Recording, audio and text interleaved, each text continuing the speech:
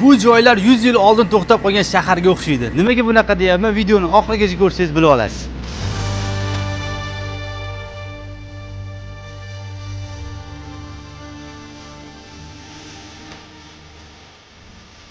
Al-Balad Jiddaning eng qadimiy qismi 7 asr mobaynida qurilgan.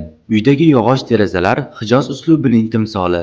2014-yilda UNESCO Butunjahon merosi ro'yxatiga kiritilgan. Uylar marjon toshlar va Qizil dengiz loyidan qurilgan. Al-Balad shahridagi eng qadimgi bino mana bu orqamda turgan bino hisoblanar ekan. Al-Baladda hanuzgacha qadimiy bozorlar ishlaydi.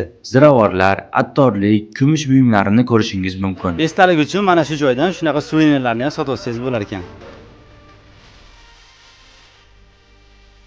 Hozirgi mahalliy rassomlar uylar eshiklarini turli ranglarga bo'yab, shaharga yangicha kayfiyat bergan. Bu joy aeroportdan 20 daqiqalik masofada joylashgan. Turistlar uchun eng mashhur joylardan biri hisoblanadi. Qolaversa, shaharchaga yaqin joylashgan Momoxo va onamiz qabrlarini ham ko'rishingiz mumkin.